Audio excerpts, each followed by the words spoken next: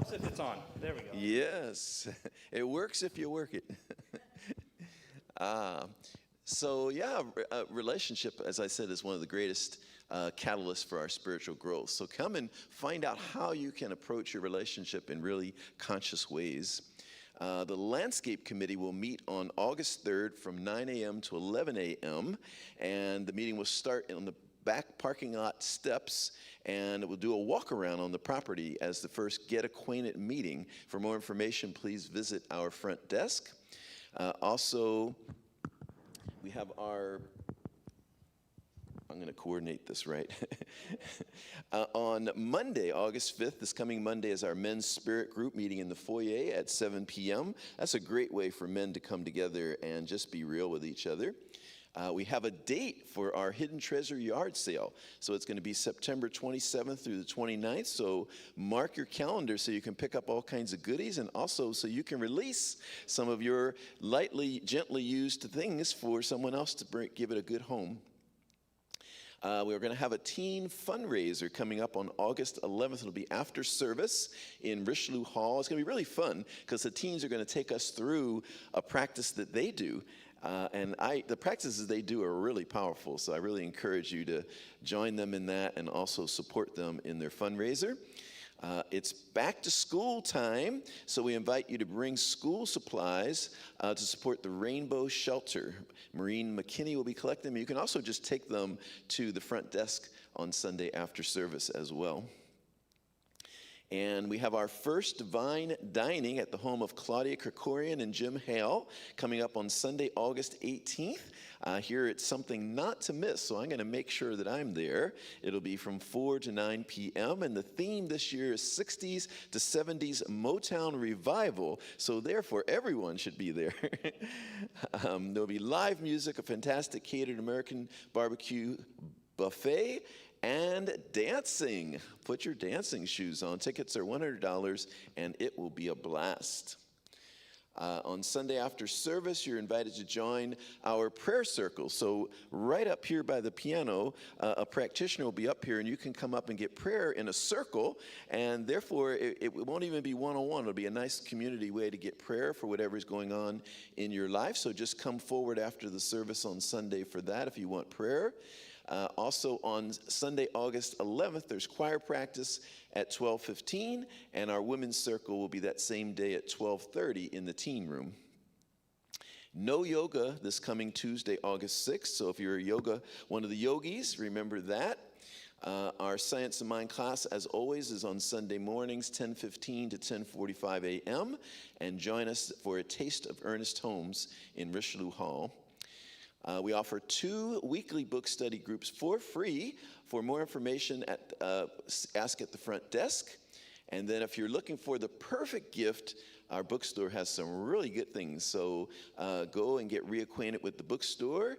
And one last thing, a big thank you to our wonderful volunteers. We absolutely couldn't do what we do without you. So thank you so much, and I'll turn it over to Katherine.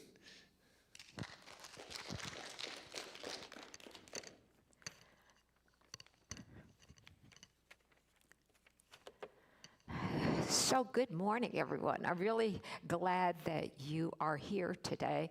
I'm listening to all of our activities, and we really have some wonderful things and wonderful opportunities just to come together as a community. And that, to me, I'm more and more becoming convinced that that's the way that we stay feeling good about lots of things, that we share and we listen to other people share what's going on in their lives.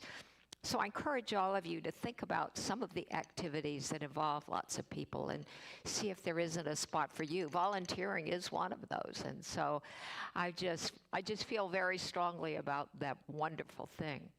But today I was already in the spotlight, so I get to begin in the spotlight. And let us begin this as we always like to begin any gathering where we come together in consciousness, and that is in prayer. As I breathe in, I like to think of myself as breathing in this conscious breath that is a knowing breath, that is an accumulating breath for all of the wonderful things that are going on. And I allow myself to exhale whatever has been on my mind that isn't pertaining to the next minutes. And it may be important, but I know that if it's important, it floats back to me in its own time. But in this moment and in the moments to come, I would love it if we all say to ourselves, this is my time to rise in consciousness for the wonderful ideas that flow, and all of the ones I know that are best for me are absolutely the ones that stick and that resonate. And I can go away from this time knowing that I have understood myself better than before. So I open myself to that possibility in the moments to come, to be more than I thought I could be, to understand more than I thought I might understand. I just open to whatever comes forth and pick and choose those things that are perfect just for me. I know that this prayer and gratitude and then the divine perfection from which it comes is already a success in the mind of God. So I am grateful, and I allow myself to release this word, knowing it is done. And I can say, and so it is. So I don't know how many of you are aware of what the topic is today. And I came up with this topic a long time ago. I'm not even quite sure why. I think I know why, but not exactly. And it's called The Impact of Fear. Well, now, fear is kind of a scary word. One writer expressed the fact that it scares the pants off of people. So I decided to wear a skirt. I need to stay ready and clothed for the moment.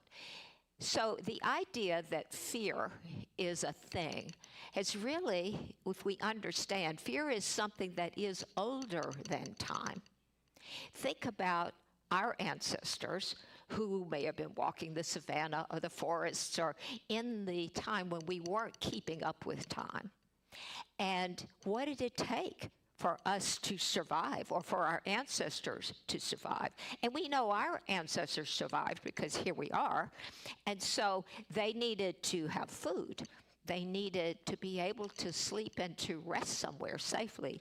And they needed to know how to take care of themselves in all kinds of surroundings.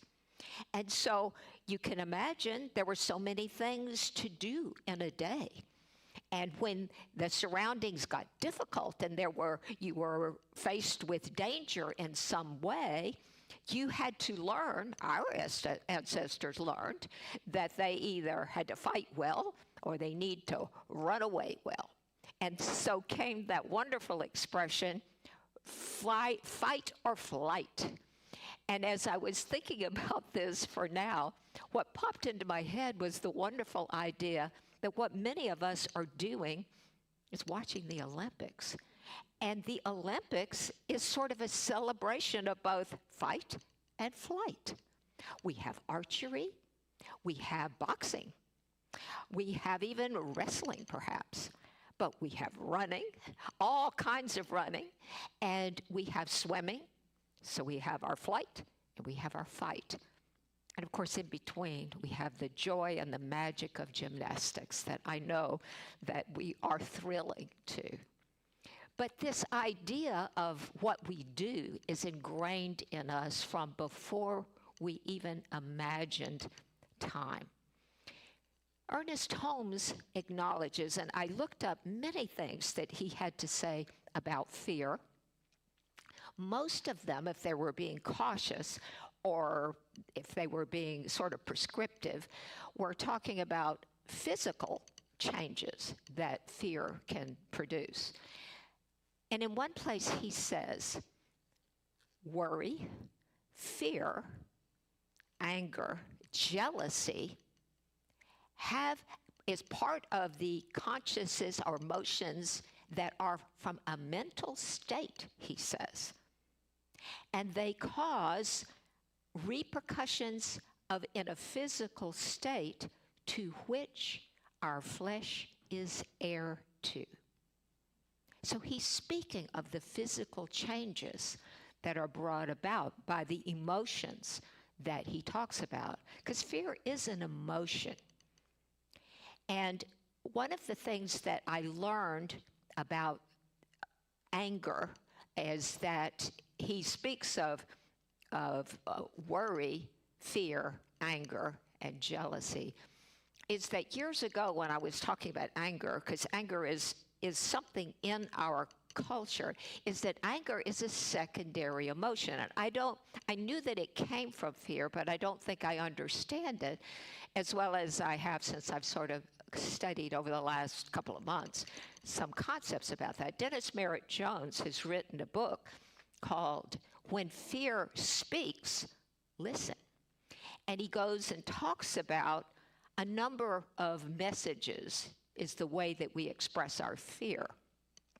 One of them is anger, and that's the one I want to talk about. But he also says that fear has caused all of the wars, physical violence, greed, and all kinds of strife since before we were talking about this at any special time.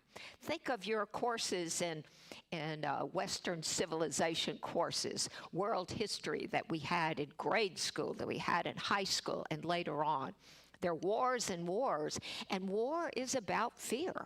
And it manifests as control over territory, and you want to have what somebody else has, and it's about fear that I don't have enough or I lose control. It's about things like that. And so what he's saying is all of these emotions are part of the culture into which we're born, and that we are moving from that and allowing ourselves to be steeped in that, not necessarily recognizing the impact that it has on us personally. And while Ernest Holmes speaks a lot about the physical health, and he gives very specific prescriptives about that, I'm thinking about our mental health. And choosing to discuss one of Dennis Merritt Jones' examples, anger, brought me here because anger is the first one he talks about, and anger is the one that seems to me to be most prominent in what I have observed. Go back a number of years ago when my daughter, India, was a toddler. She was 2.5. She watched Sesame Street, and she learned lots of cool things on Sesame Street, this magnificent program. And so there was this cartoon on Sesame Street that she was watching, that I watched. And it was a black and white cartoon, just like a line drawing.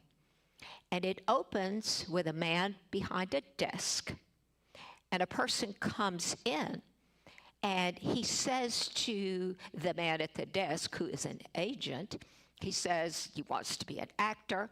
And so the agent says, well, show me an emotion. Show me anger. And so the man in front of him calls into himself, and he rises up and he says, you have kept me waiting for an hour. You have no right to keep me waiting like this. I can't stand it. I can't stand it. I'm getting out of here.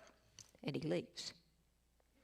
And the man behind the desk, the camera comes on him, and he says, pity, he was rather good.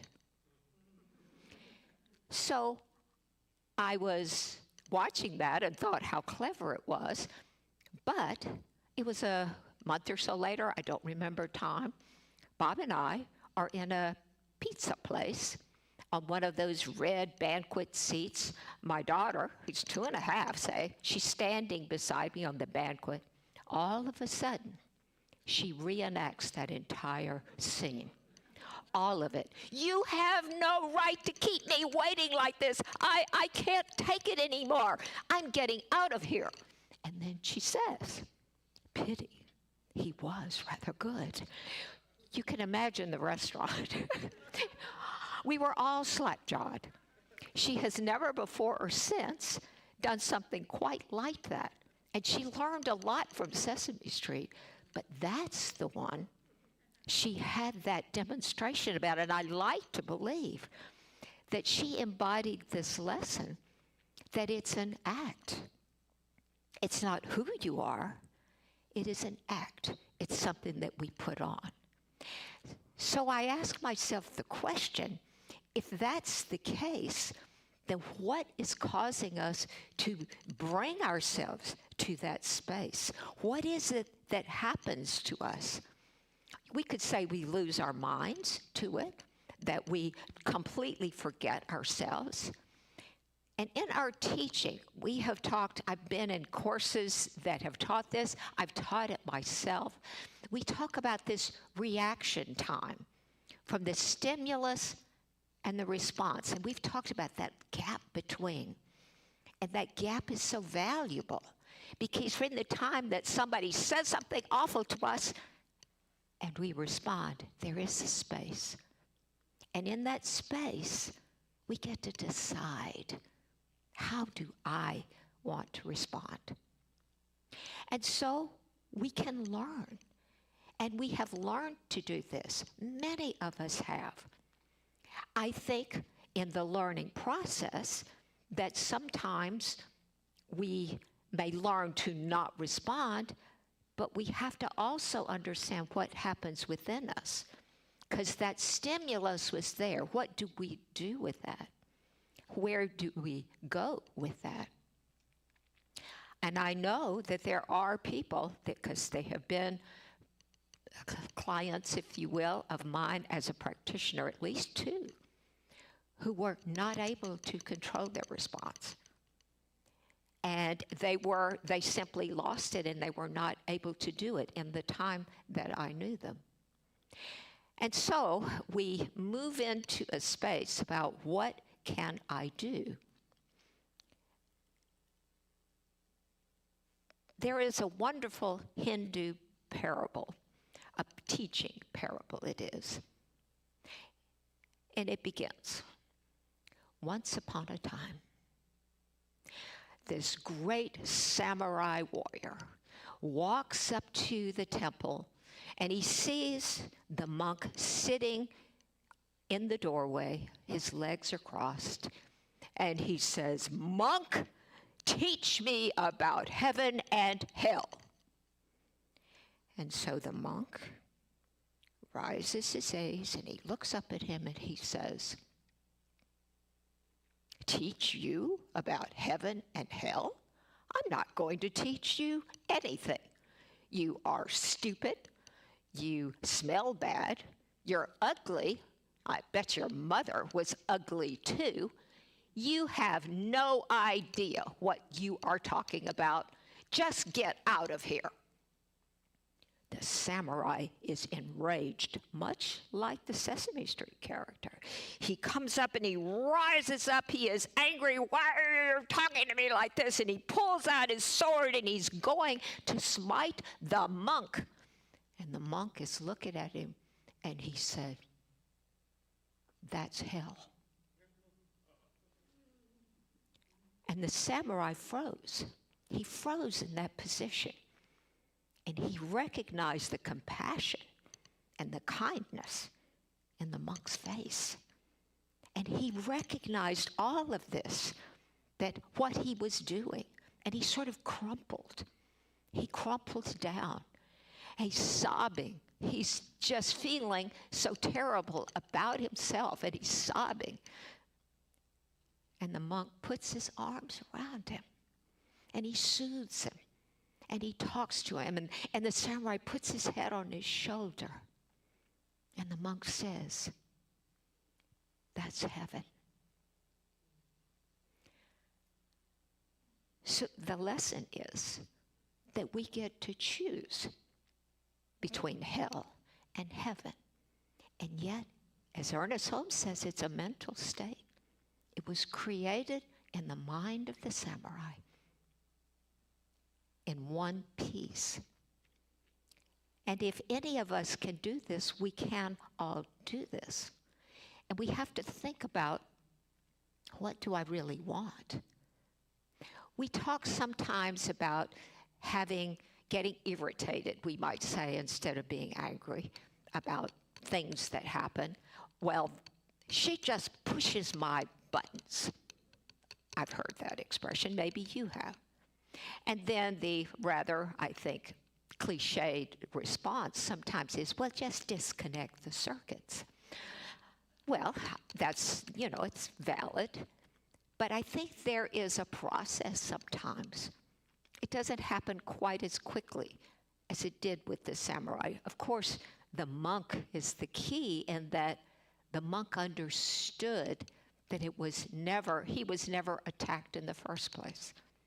He understood who he was, and he was able to bring that atmosphere to play, and included the samurai. And so I know that all of us have that capacity to make those choices. And of course, as often happens when you're immersed in a topic, as I have been talking about these kinds of things, and some of it has to do with the class that I'm teaching tomorrow night. I've just been immersed in the way things are. And of course, I have to be reminded, because I'm teaching the class, of one of Thomas Troward's famous sayings, that principle is never bound by precedent. Just because I've always done something doesn't mean I have to keep doing it.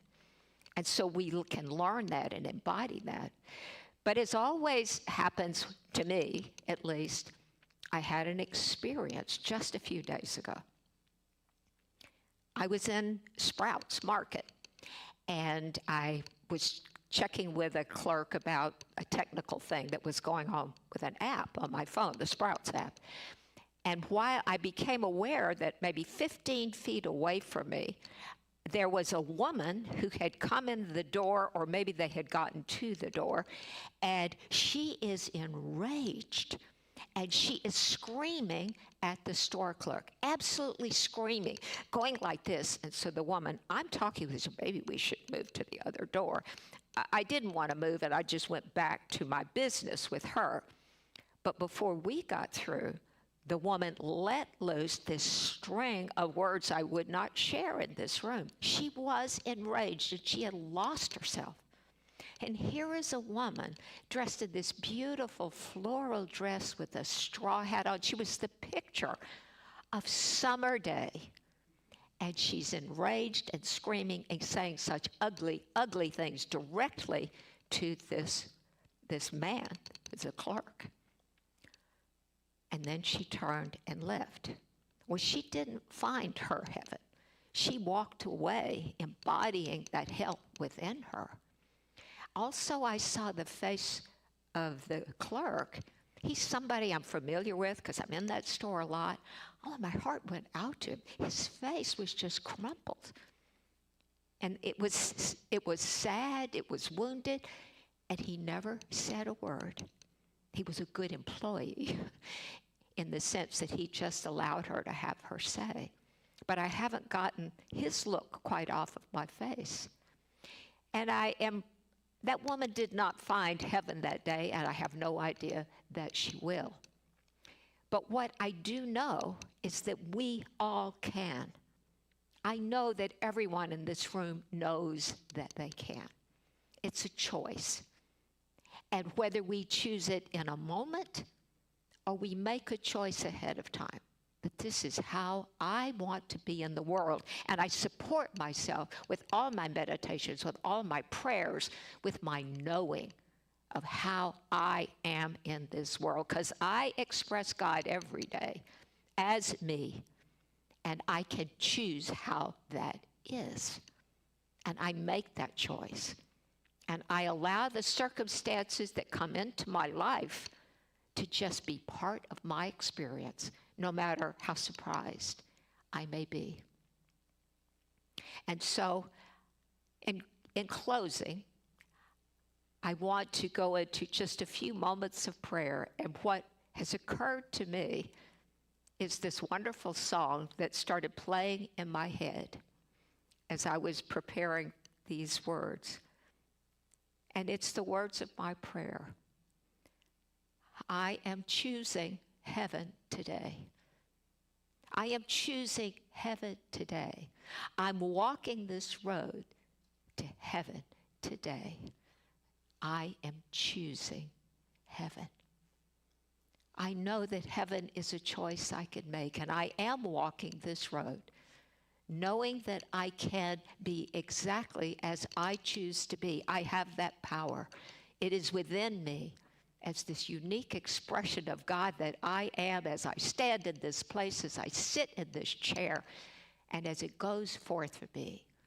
I can choose to be heavenly.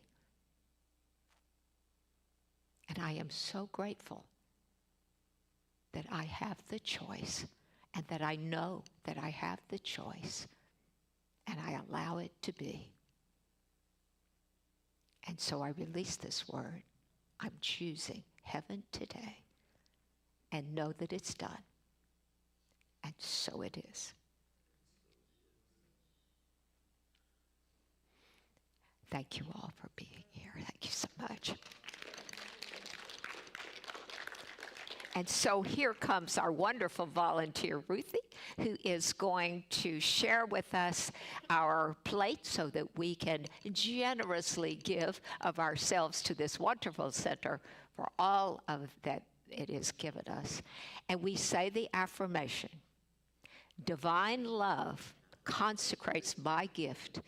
It goes forth to heal, to bless, and to prosper all those who give and all those who receive. I rejoice in the sharing of my good, and I release my gift with love. And so it is. So if anyone has a question or a comment, maybe you will tell me how you created heaven today. I would love to hear about that. And here comes the man with the microphone, Mr. Grant. Thank you. Happy birthday to ya. Happy birthday to ya. Yes, it is my birthday. Thank you. Thank you so much. That was a surprise. I appreciate that. Does anyone have a question or a cake? I love strawberry shortcake, by the way. That's my favorite. All the way in the back, yes. Or maybe that's not a question. Maybe she's giving money. She didn't want the microphone. Well, first of all, happy birthday, Katherine. I can't quite hear you. Happy birthday, Katherine. I hope it's a thank wonderful you, Polly. year for you and many more good ones. Is it on? Is this on back here? I can't hear this guy. I can hear you better if this speaker's on. That's why. That would help. Say again, Polly, please. Well, anyways, I was just saying many more good ones to you, please God. And I just wanted to, I don't really have a question. I just wanted to say thank you so much. I mean, talking about coming here and hearing exactly what you need to hear, that was an awesome message. Thank you. Thank you, Polly. Thank you.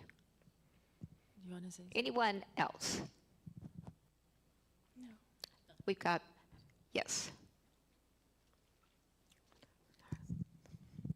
They're not close to each other. They're not making it easy for you, Grant. You get extra steps today as you're doing that. Katherine, you talked about the gap. Yes. I've noticed it with myself. I may not get angry often, but I've shocked myself in that the response, the rage when I felt it was instant, and it's only after that instantaneous rage that I was able to look at it.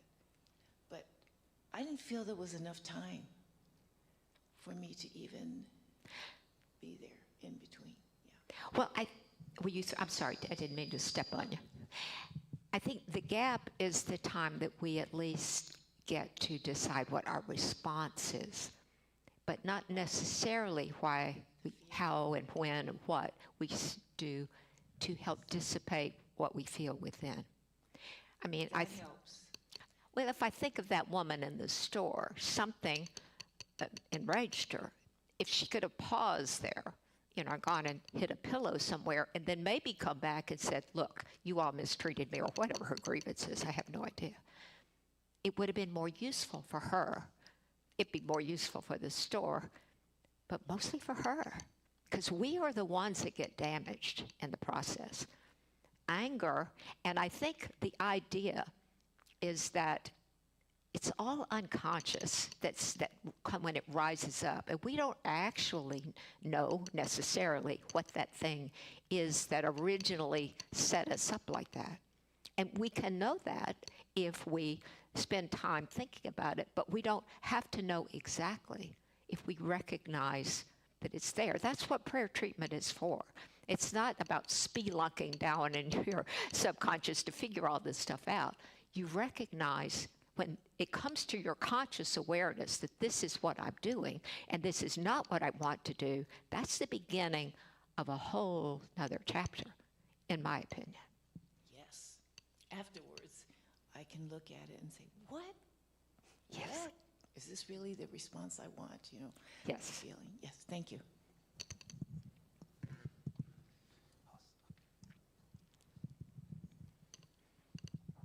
Thank you back there. I appreciate that because I can hear it here. Can you hear me? Yeah. Yes.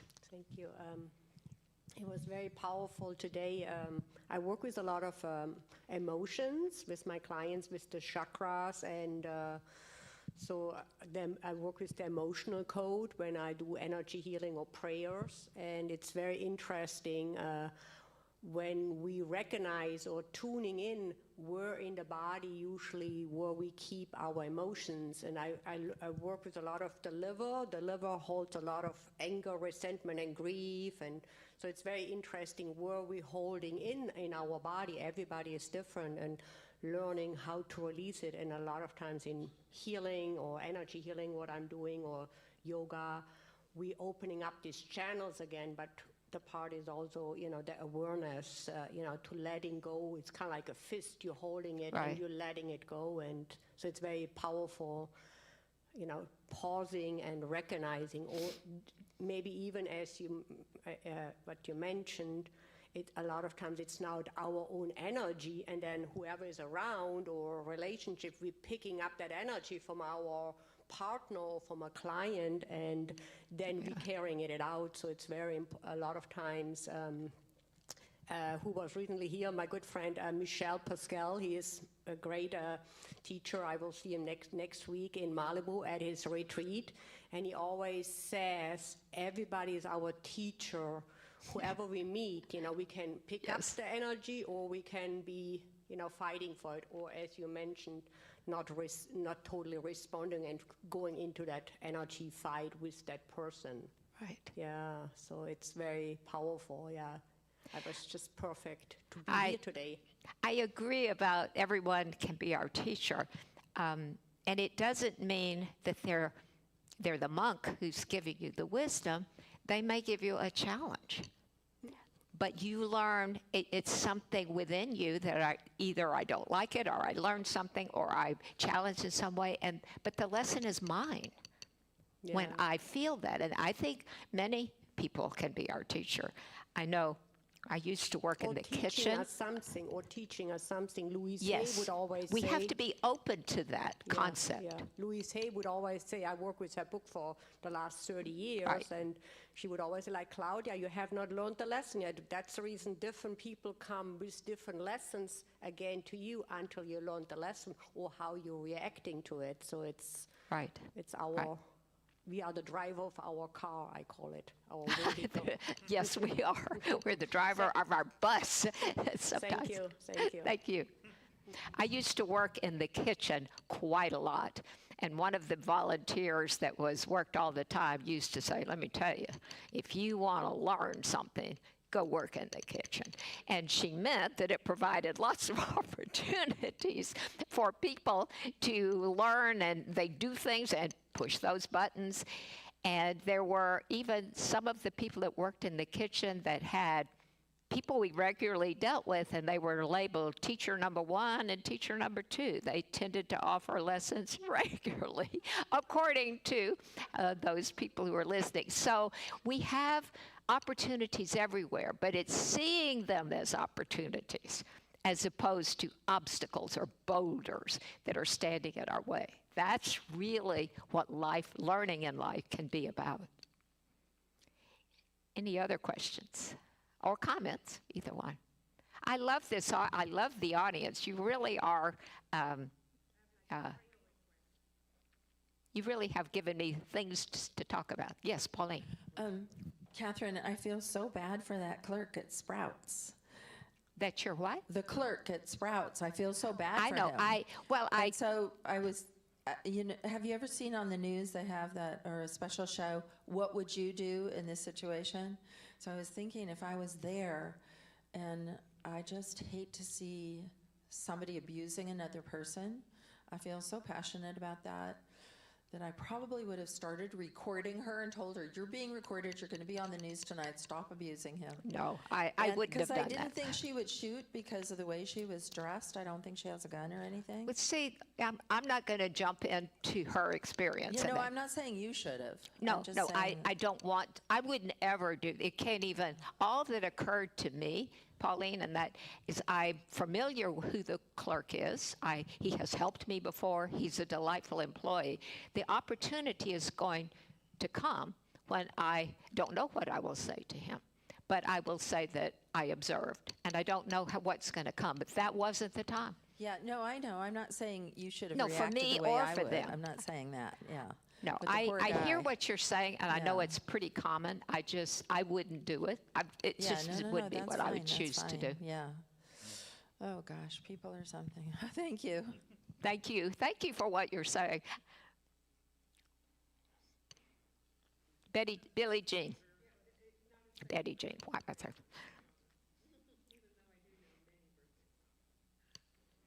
Even though I know many birthday songs, I won't put you through that again.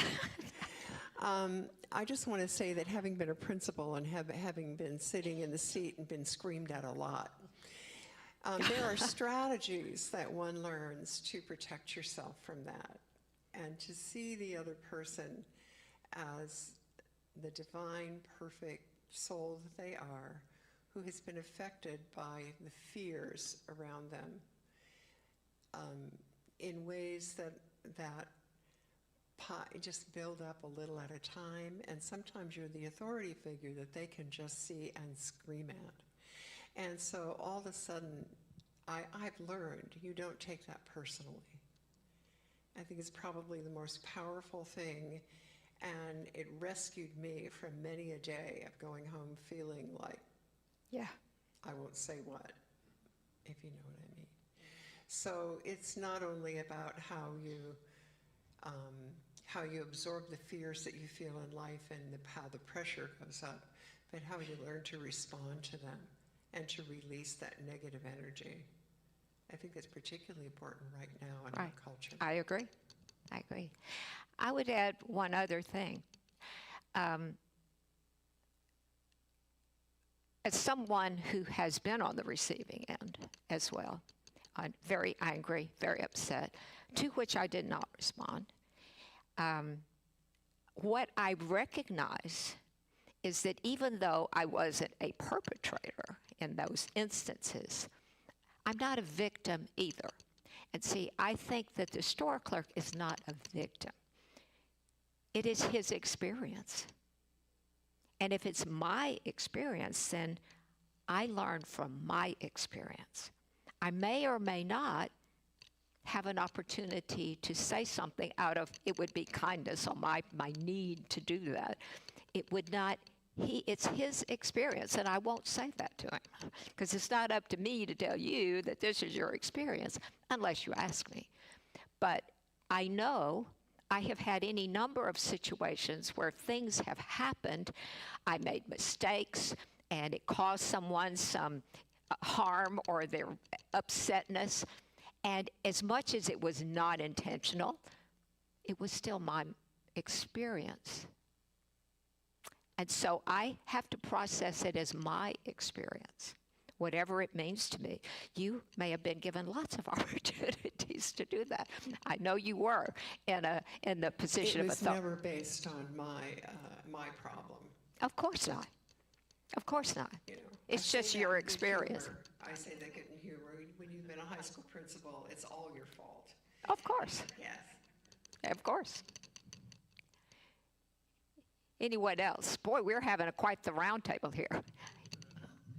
Speaking of the incident at Sprouts, a very dear, beloved friend of mine who is very successful, someone who would win awards for community service, was at Sprouts and became enraged and had a big incident with the manager.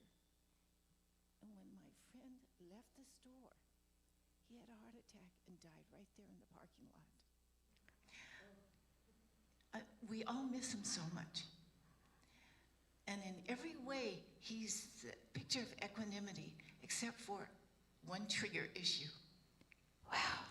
And he lost his life immediately for that. So, Goodness. yeah, we still love him just as much, and we miss him. My goodness.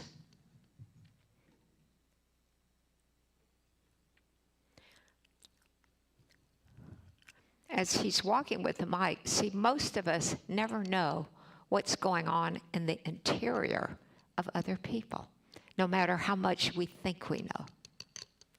Reverend Gregory. Well, first, Reverend Katherine, wow, excellent topic and excellent message. It's very timely for me as well, because on Venice Beach Sunday evening, I went and did ecstatic dance, and we had this wonderful, peaceful, loving, deeply spiritual experience. But of course, we're on the beach. It's a public beach. So after we were all done, a man who was not part of the dance came walking through with a beer bottle and somehow became enraged. And he began to yell and yell and yell, and then he threw the bottle on the sand, and I'm thinking like, okay. And so my response was to immediately go into prayer and to immediately hold space for this man. Because sometimes we can buy into the story, right? That this man is evil, right? Or this man. And what I did immediately was went into prayer to know, wow, this man must really be in pain. It was obvious he was really in pain. And so rather than point to him like, oh, you terrible person, it was more like the monk, right? The monk could see like this was the person's condition. And I just really held space and energetically kind of started to bring that energy down, and he started to calm, and he walked on the beach, and walked along the beach. Just kept going, yeah. Kept going. So I think it's really important to not buy into the appearance of how someone might be behaving and think that this isn't a divine expression of God, who is having a moment where he doesn't know who he is. So I just wanted to call that in, because that's one of the most powerful things we can do, is just to know the truth about this person, even regardless of the appearance and their behavior in that particular moment. And it's an opportunity, as you say. Yes. Thank you, sir. Well, if there's nothing else, then, or was there? Yes. Okay. I was going to say that was a lovely spot to end on. It's like a closing. Yeah, so I have a prayer request for Randy. She's an agape practitioner. She has a meditation teacher for us for many years, and she's going through some health challenges right now, and she texted me this morning. She's on a new medication and praying that the new medication is lowering her blood pressure and that she can come home the end of the month for her birthday. Yes.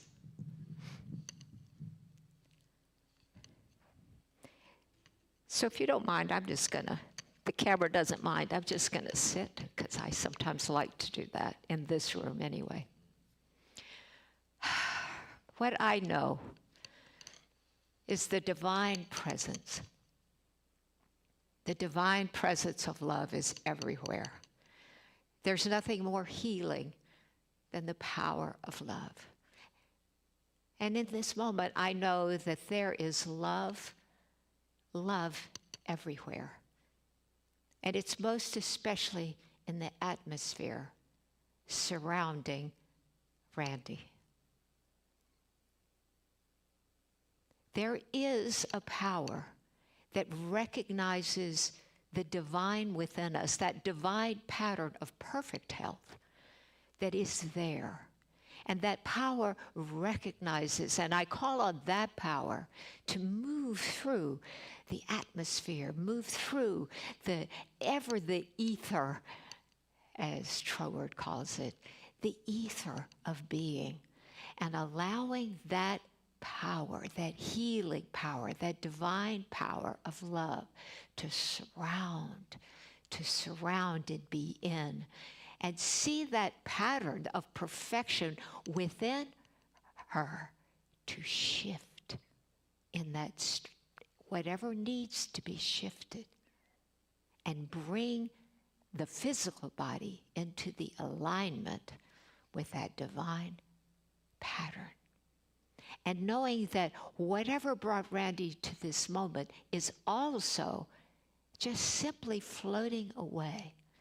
Whether it's the medication that brings her back, whether it's her own divine consciousness, whether it is an understanding level within her that just simply rises and says yes to a life with free-flowing circulation through her body, uninhibited by anything. No blockages, no stoppages, no resistance. Simply allowing it to be. There is a divine. And so as I breathe in gratitude for knowing that pattern is forever being itself within me, within every person, within Randy. And so I allow it to be in full bloom, knowing that it's moving and being. I am grateful. I release this word, knowing it's done, and say, and so it is.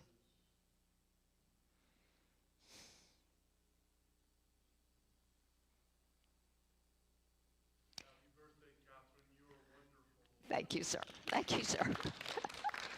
It's a great birthday already. Thank you very much. And so I think that concludes our service. Again, I appreciate you for being here very much. And so it is.